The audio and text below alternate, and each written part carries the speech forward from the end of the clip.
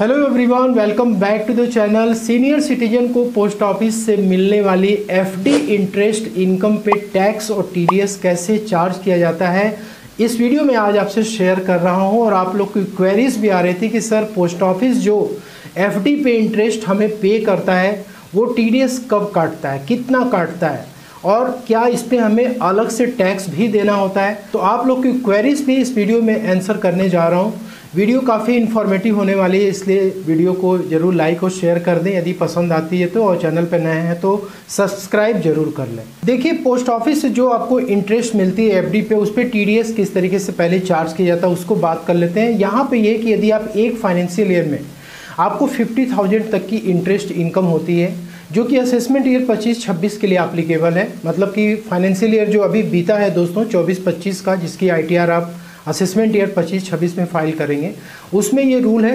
50,000 की senior citizen के लिए।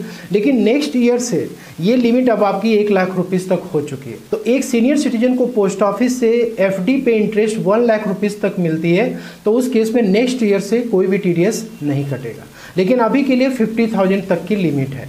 तो यदि आपकी यहाँ तक इंटरेस्ट आती है तो दोस्तों आपका टीडीएस पोस्ट ऑफिस डिडक्ट नहीं करेगा।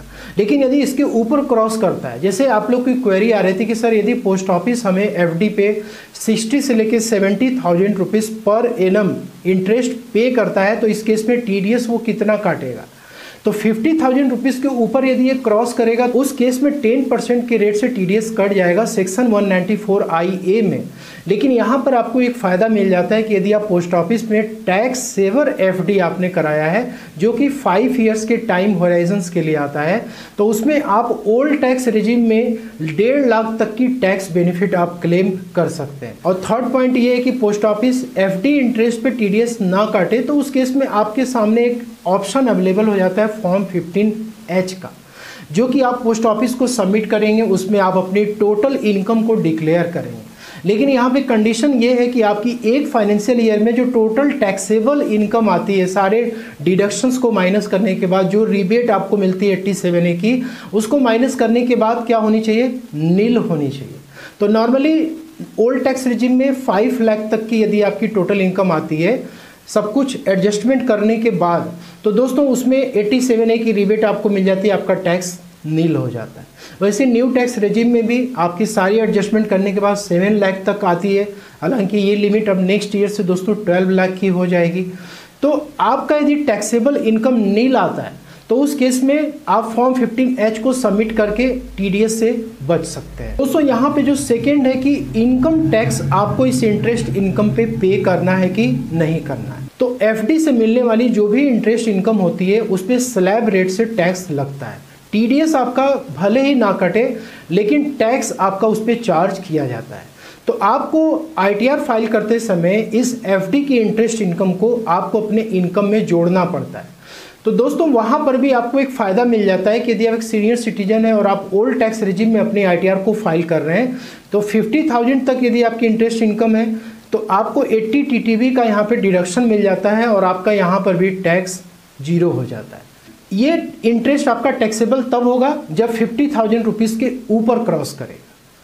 तो यहाँ पे दोस्तों आपका टीडीएस भी 0 हो गया और टैक्स भी 0 हो gया। लेकिन नेक्स्ट ईयर से जो मैं आपको 1 लाख की लिमिट बता रहा हूँ उसमें तो टीडीएस आपका नहीं कटेगा, लेकिन आपका जो इंटरेस्ट इनकम होगा वो टैक्सेबल होगा 50,000 के ऊपर। मान लीजिए दोस्तों कि आपकी टोटल इंटरेस्ट इनकम 70,000 रुपीज़ से पोस्ट ऑफिस एफडी से, और आपको डिडक्शन यहाँ पे मिल जाता है 50,000 का, तो आपका जो टैक्सेबल इंटरेस्ट आएगा वो 20,000 रुपीज़ का आएगा, जिसपे कि स्लैब रेट से टैक्स चार्ज किया जाएगा। दोस्तों इस इंटरेस्ट को इंक्लूड करने के बाद भी यदि आपका ये बेसिक एग्जम्पशन लिमिट तक आता है, मतलब 3 लाख रुपीज़ सीनियर सिटीजन के लिए बेसिक एग्जम्पशन लिमिट है, तो यहाँ तक यदि आपका आता है तो उस केस में आपको टैक्स भी यहाँ पे नहीं देना है, ठीक है। और इसके बाद यदि आपका मान लीजिए 3 लाख के रुपीज़ के ऊपर भी क्रॉस कर जाता है, लेकिन 5 लाख रुपीज़ तक है, तो भी आपको टैक्स नहीं देना है, क्योंकि यहाँ पे आपको रिबेट मिल जाती है 87A की।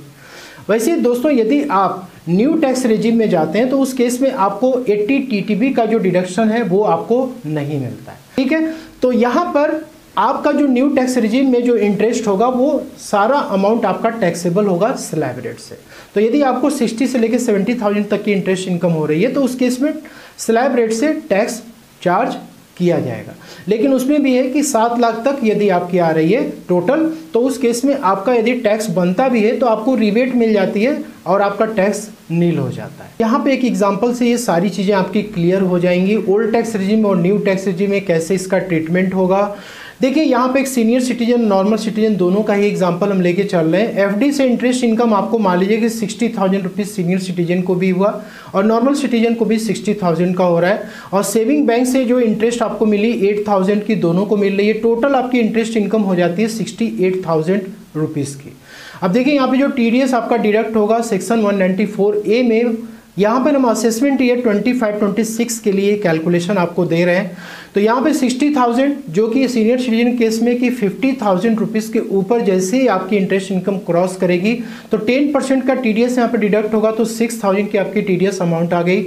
और नॉर्मल सिटीजन के केस में भी सेम रूल एप्लीकेबल होता है। यहाँ पे दोस्तों असेसमेंट ईयर 25-26 के लिए 40,000 तक की लिमिट नॉर्मल सिटीजन के लिए, उसके ऊपर क्रॉस करेगी तो 10% का टीडीएस यहाँ भी कटेगा। अब यहाँ पे जो डिडक्शन आपको मिलता है, एक सीनियर सिटीजन को 80 टीटीबी में मिलता है जो कि सेविंग बैंक इंटरेस्ट के लिए और एफडी इंटरेस्ट दोनों के लिए मिलता है, और ये लिमिट है 50,000 तक की, ठीक है। और जो नॉर्मल सिटीजन है उसको एफडी के इंटरेस्ट के लिए कोई भी डिडक्शन नहीं मिलता है, सिर्फ सेविंग बैंक की जो इंटरेस्ट इनकम है उस पर डिडक्शन मिलता है और उसकी लिमिट है 10,000 तक की।